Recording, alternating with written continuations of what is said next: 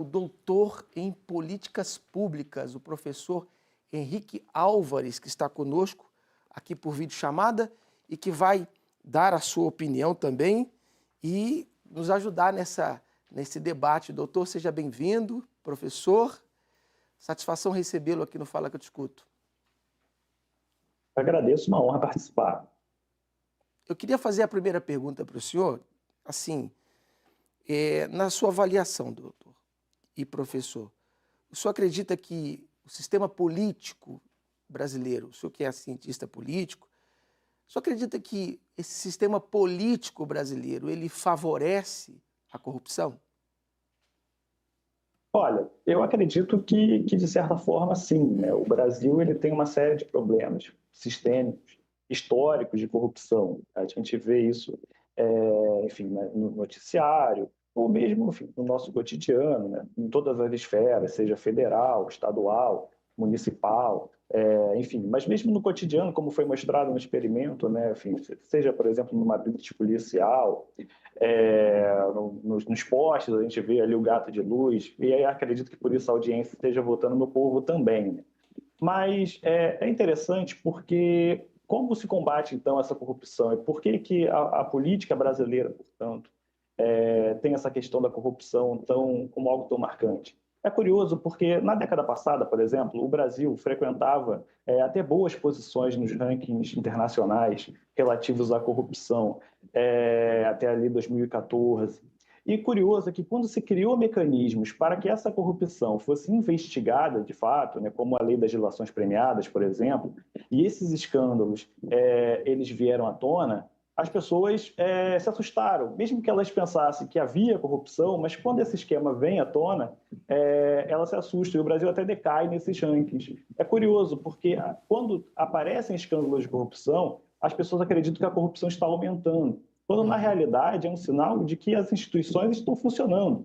A imprensa está podendo divulgar, mostrar, a polícia está podendo investigar, né, até punir, no caso, embora existam ainda problemas no Brasil em relação a essa punição desses corruptos, mas até prender ou mesmo fazer com que esse dinheiro volte aos cofres públicos ou para as pessoas que foram lesadas. Isso não acontece, por exemplo, em regimes autoritários, ditatoriais, né? É muito comum pessoas que viveram em regimes ditatoriais dizerem, por exemplo, que naquela época não havia corrupção, né? Ou que a corrupção era menor.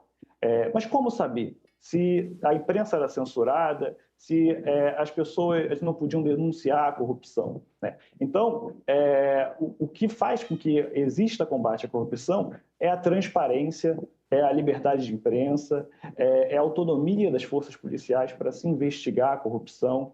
É dessa forma que a gente consegue um combate mínimo, claro, não acabar com a corrupção, está muito longe de um dia isso ocorrer, mas acredito que se a gente continuar tendo transparência e autonomia das polícias para investigar, acredito que, pelo menos no ambiente político, a gente consiga a redução desse mal. Acredito que o brasileiro também vai compreender dessa forma.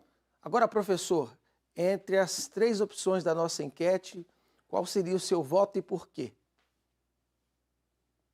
Eu teria uma resistência a votar no povo, né? Porque o nosso povo tão sofrido e a gente culpá-lo por isso. Mas, no fim das contas, o sistema judiciário, enfim, o sistema político também é um reflexo da sociedade como um todo. Tá? Embora existem muitas limitações, né? A gente também não pode acreditar que qualquer pessoa do povo conseguiria chegar a grandes posições no sistema judiciário ou mesmo se eleger como um político, né? Então, existe sim uma desigualdade social no Brasil, enfim, que impede muitas vezes o povo de conseguir exercer o seu poder de fato, né? Então, tenho dificuldades ali de culpar o povo, né? Mas é claro que numa sociedade, enfim, eu diria que se fosse para marcar ali um dos três, eu marcaria o povo por essa questão, enfim, de ser um problema sistêmico e que acaba sendo um reflexo da sociedade como um todo.